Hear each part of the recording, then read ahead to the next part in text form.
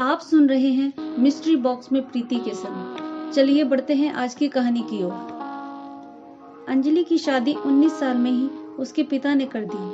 उसके पिता ने अपनी हैसियत से ज्यादा ही शादी में खर्च किया था। अंजलि की ससुराल में उसके सास ससुर, उसका एक देवर और नंद थी। अंजलि का एक सप्ताह तो अच्छी तरह से गुजर गया। अंजलि को एक सप्ताह बाद अपने घर जाना था। उसके घर वाले आए और अंजलि अपने घर चली गई। 15 दिन बाद अंजलि ससुराल वापस आई। अंजलि बहुत खुश थी। उसने ही आते ही कपड़े चेंज किए और रसोई में चली गई। उसने खाना बनाया, सारा काम खत्म किया। फिर अपनी सास की साड़ी, नंद का सूट, देवर और ससुर के कपड़े जो अपने घर से लाई थी सास को देने लगी। सास ने मुंह बनाया, ये कोई साड़ी है?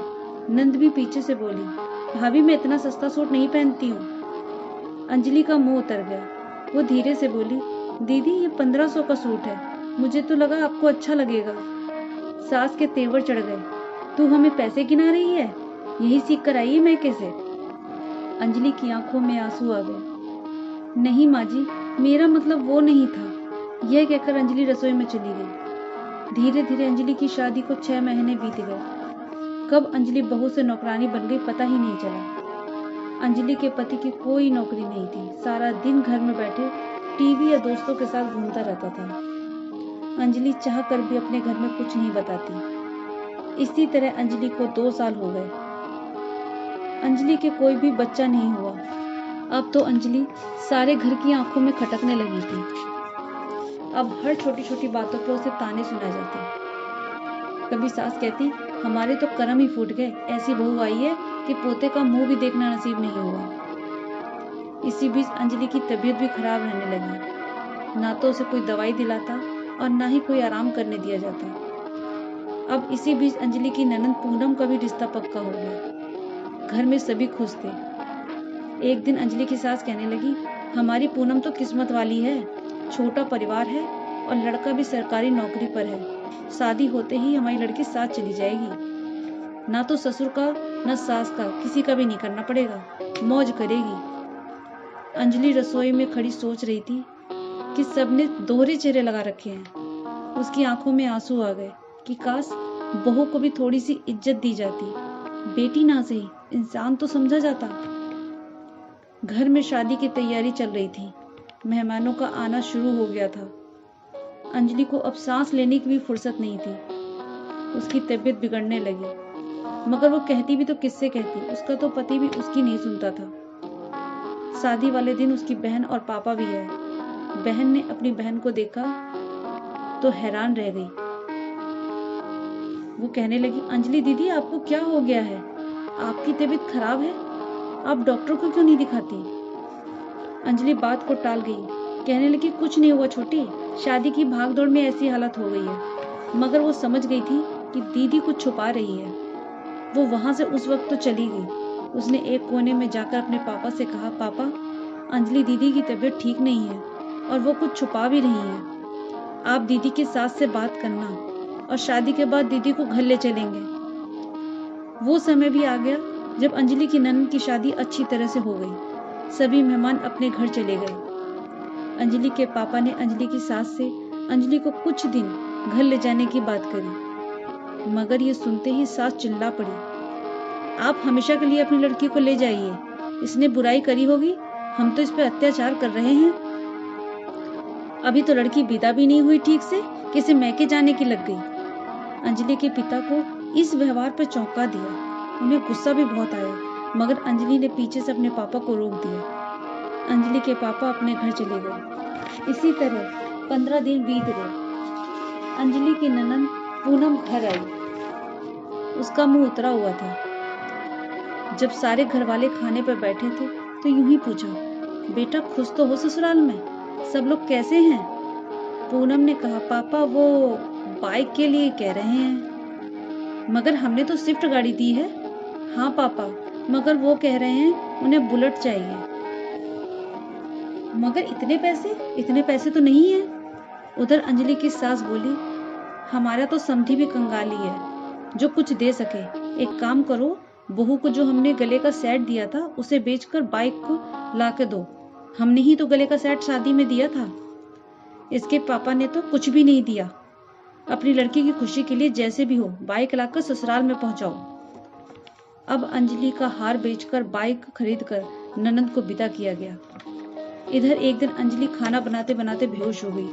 होश में आई तो उससे खड़ा ही नहीं हुआ गया। तब दिखावे के लिए उसे के सास ससुर उसे हॉस्पिटल लेकर गए। डॉक्टर ने अंजलि की हालत देखी तो कहने लगा, इनकी हालत कब से है, इन्हें तुरंत एडमिट करो। डॉक्टर चिल्लाया, मगर अंजलि की सास ने बहाना बनाकर उसे घर ले आई। सबसे कहा गया इस पे बुरी आत्मा है, ताकि कोई उसे कुछ कहे ना। रात में ओझा बुलाया गया। झाड़ फूक के नाम पर उसे मौत दी गई। सुबह अंजलि की मौत हो चुकी थी, मगर कोई भी सबूत ही नहीं था। सबको यही बताया गया कि इस पे बुरी आत्मा थी और उसकी वजह से इसकी तबीयत खराब हो गई थी। मगर सबको खबर देने से पहले सास के बालों में मेहंदी, हाथों में नेल पॉलिश, रसोई में पकोड़े तैयार हो रहे थे और सास कह रही थी, जल्दी जल्दी नाश्ता कर लो, फिर लोग आने लगेंगे। 7 बजे सबको खबर दी गई। बहन और बाप आंखों में आंसू लिए चिल्ला रहे थे। बहन कह रही थी, पापा अब चुप मत रहो, हमारी बहन अब नहीं है। ना कोई सबूत, ना कोई सजा, वक्त के पन्नों में दब गई। मगर कहते हैं ना, कुदरत कब आपसे बदला लेगी किसी को नहीं पता। समय बीता। 1 महीने बाद ही पूनम का एक दिन फोन आया, मम्मी मेरे ससुराल वाले मुझे बहुत परेशान कर रहे हैं। आपने बाइक दी थी तो मेरी सास मेरे को ताने देती रहती है और कल तो इन्होंने मुझे मारा भी। मुझे ऐसा लगता है कि ये दूसरी शादी के चक्कर में है और मुझे ये डर लगता है कि कहीं मुझे मार ना डाले। पूनम की माँ ने कहा, ऐसा कुछ नहीं है, तुम चिंता मत करो, कल ही मैं तुम्हारे पापा और भाई को भेजती हूँ। यह कहकर फोन रख दिया। जैसे ही अंजलि की सास की नजर पर्दे के पास गई तो वो चौंक गई। उन्हें ऐसा लगा जैसे वहां अंजलि मुस्कुरा रही है। वो चौंकी और पीछे गिरते गिरते बची। एक दिन ऐसे ही रात के टाइम अंजलि का पति घर आ रहा था। जैसे ही रेलवे पुल के ऊपर पहुंचा, बाइक का बैलेंस बिगड़ा और वो बाइक समेत पुल के नीचे जा गिरा और ऐन मौके पे ही उसकी मौत हो गई। रात के 11 बजे फोन की घंटी बजी। अंजलि के ससुर ने फोन उठाया। उधर से आवाज आई, आप हॉस्पिटल आ जाइए। घर के लोग भागे भागे गए, मगर वहां सिर्फ कागजी कार्रवाई थी। अंजलि की सास का रो रो के बुरा हाल था। वो बेसुध हो रही थी। अब ना मेकअप था, ना रसोई में पकोड़े तले जा रहे थे, ना कोई नेल पॉलिश और ना कोई बालों में मेहंदी, सिर्फ आंखों में आंसू बह रहे थे। भाई की मौत के बाद अब पूनम ने भी ससुराल की बात बतानी छोड़ दी थी। बस जब भी पूछते तो कह देती सब ठीक है। अब अंजलि की मौत को 6 महीने बीत चुके थे। एक सुबह घंटी बजी तो पूनम के पापा ने फोन उठाया। पूनम रो रही थी। उसके पापा ने कहा, पूनम क्या हुआ, तुम रो क्यों रही हो? पापा मैं पुलिस स्टेशन में हूँ। वे सुनते ही चौंके। Police station? पुलिस स्टेशन में क्या कर रही हो? क्या हुआ? हम सब अभी आते हैं। पूनम के पापा भागे भागे पुलिस स्टेशन में पहुंचे। पूनम को गिरफ्तार देखकर वो बोले, क्या हुआ, आखिर हुआ क्या है? दरोगा ने कहा, इन्होंने अपने पति को जान से मारा है। उधर पूनम ने कहा, नहीं पापा, मैंने नहीं मारा, और बार बार कहे जा रहे थे। उसने कहा, पापा मैंने नहीं, मुझे ही वो लोग मार रहे थे। अंजलि भाभी ने तो मेरी जान बचाई है और उन्होंने ही मोहित को मारा है। क्या कह रही हो? हाँ पापा, शाम को 7 बजे वाली ट्रेन से मेरे सास ससुर जानबूझकर हरिद्वार चले गए। रात में 9 बजे जब मैं आटा गूंथ रही थी, तभी मोहित ने पीछे से मेरा गला दबाकर मुझे मारना चाहा। मेरे तो प्राण निकलने वाले थे कि तभी मुझे अंजलि भाभी दिखाई दी। कब कैसे उन्होंने मोहित को मारा मुझे पता ही नहीं, मगर कोई मेरी बात पे विश्वास ही नहीं कर रहा। सब कहते हैं कभी ऐसा होता है क्या? पूनम रोती रही, मगर कोई इसकी बात पे विश्वास नहीं कर रहा था। सारे सबूत पूनम के खिलाफ थे। पूनम को 7 साल की सजा सुनाई गई। अंजलि के सास ससुर कमरे में बैठे हुए थे कि तभी उन्हें ऐसा लगा जैसे कोई हंस रहा हो।